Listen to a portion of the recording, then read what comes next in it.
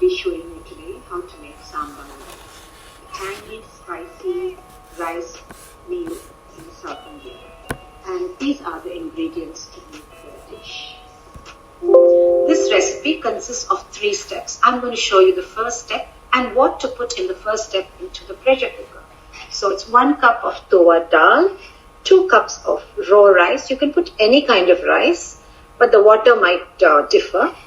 And 1 cup of mixed vegetables. You can put any vegetable except bitter gourd and beetroot because it will change the taste. Here I've put carrots, sweet potato, beans, zucchini and green peas. 1 handful of raw peanuts soaked, 1 cup of chopped onion, 3 green chili flicked, 1 cup of chopped tomatoes, salt to taste, half a spoon of hing, half a spoon of turmeric powder or haldi, and water. Water should be double the quantity of the dal and rice together, which is 3. So 6 cups plus 1 more cup for the vegetables and everything else. And you put all of them into the cooker.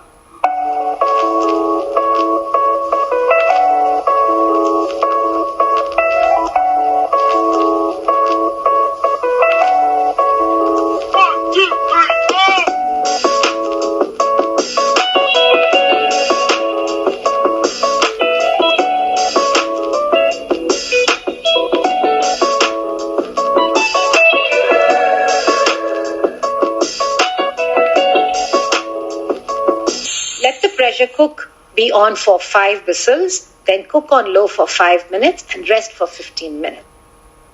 Now we are moving to stage 2. We are going to open the cooker and check everything is cooked perfectly. Now you add the sambar powder and the tamarind paste. Mix well and let it simmer for about 5 minutes.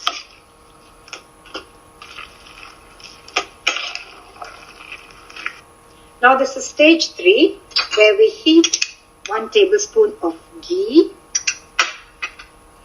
Let it melt. Add the mustard seeds and cumin seeds. Let it splutter.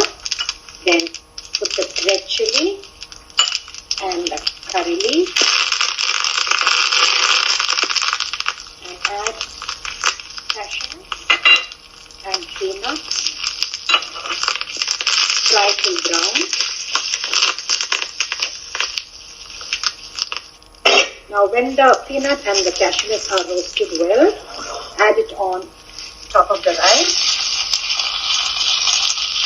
Mix it well and garnish with some chopped coriander leaves.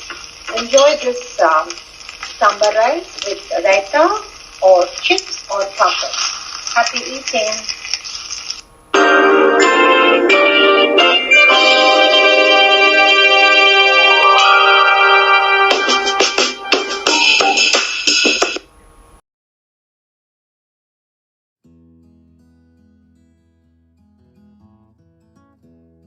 Okay, first question today is, what is the dish that you made?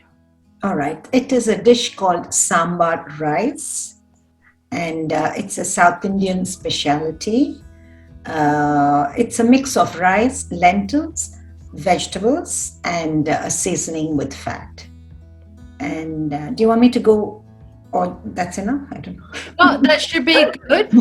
Our next question, and why did you choose this dish? It's kind of a family favorite, and it's a very well-balanced, nutritious meal because it's got a bit of carbohydrates from the rice, it's got lentils from the protein, and it's got vitamins from the veggies, and to top it all, there's a seasoning of clarified butter, which is ghee. So it's kind of well-balanced. And I started doing this to sort of camouflage whatever vegetables the children wouldn't eat.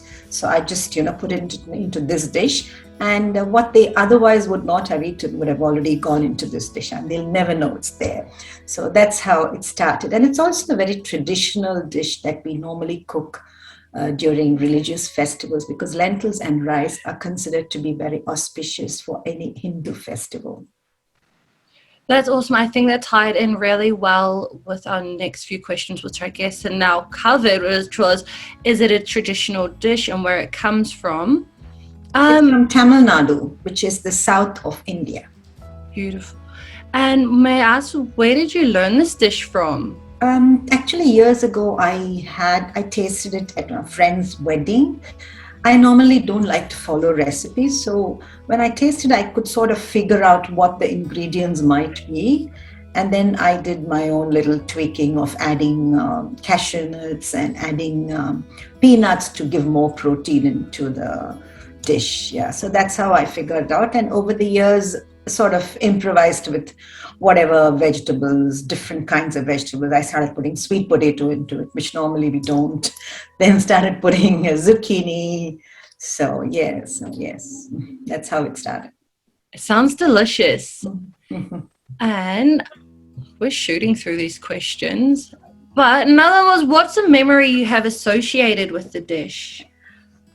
It's tangy. The dish is a mix of a tangy flavor. It's spicy, and it's a visual treat, gastronomically and to the eyes as well. And because it is tangy and spicy, my daughter and my daughter-in-law really enjoyed it during their pregnancies. So in that way, it's pretty special. So for them, I'd make it a little bit more tangy, add a little bit more tamarind sauce to it. So it will sort of tickle their taste buds and satisfy their, prenatal needs. Yes, so that's how it started getting popular. And it's easy because you can pack and take it anywhere. And it's a one-pot dish, not many dishes to wash, not many pans to wash, only a little bit of cutting. Yeah. Really, I mean, it is a simple dish and with only just 3 simple steps if you can follow. So once you prep the vegetables, get them all cut, then as you can see in the video, it's pretty straightforward. And that's how I started, because I wasn't very good at cooking in my earlier days when I was trying. And I've always loved cooking, and I'm an English teacher, so I've always loved writing. So I write recipes for magazines and cookbooks, and this is one recipe that has gone into one of the cookbooks of our club. That's really cool. So you have a club cookbook as well?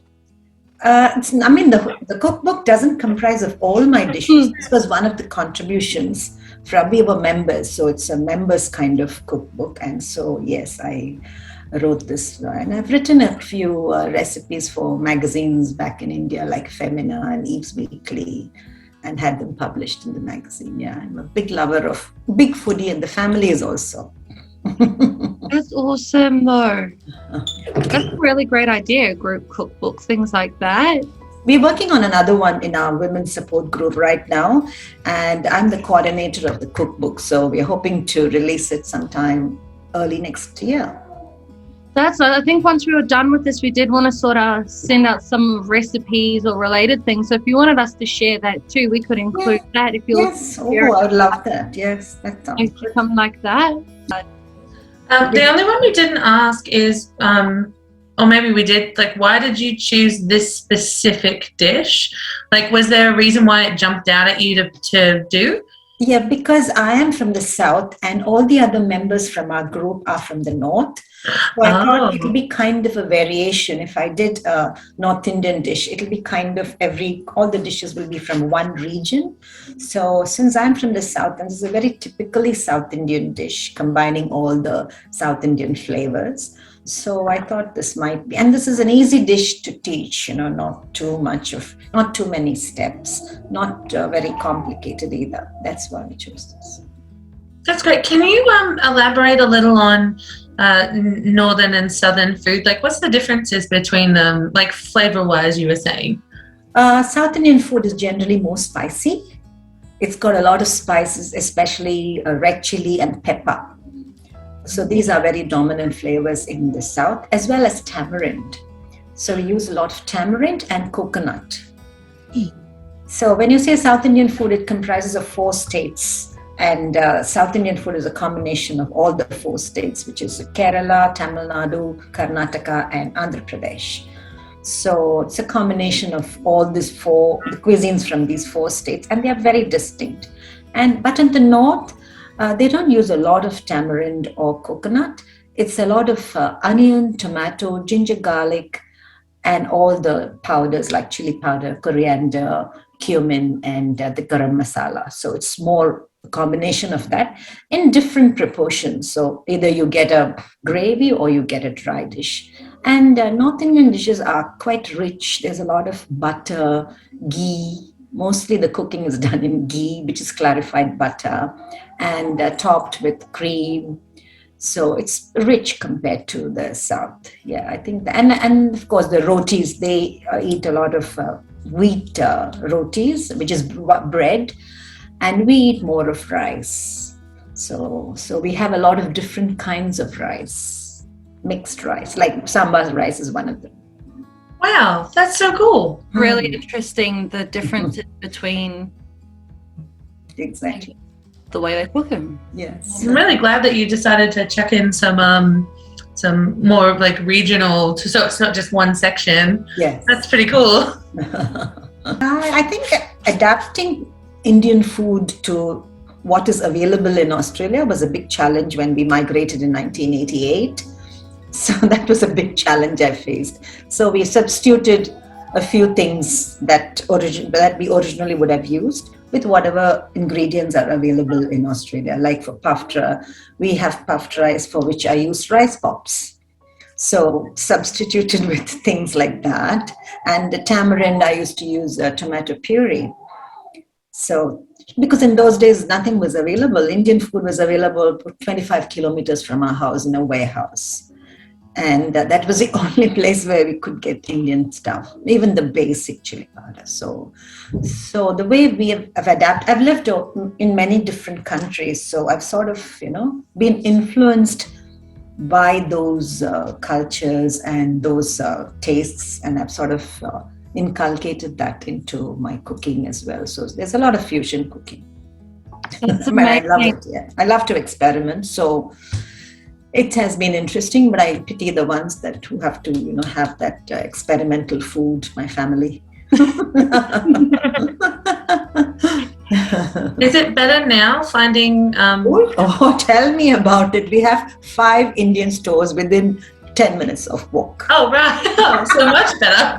It's a lot better. And of course, Woolworths and Coles stock them as well. So I don't even go to the Indian shop these days. Basic things are available in Woolworths and Coles. So life's become a lot easier. So nobody should complain about cooking Indian food. I love it. Well, I think that's all we'll need for that. But thank you so much for your time. You're and welcome. My all of that. pleasure.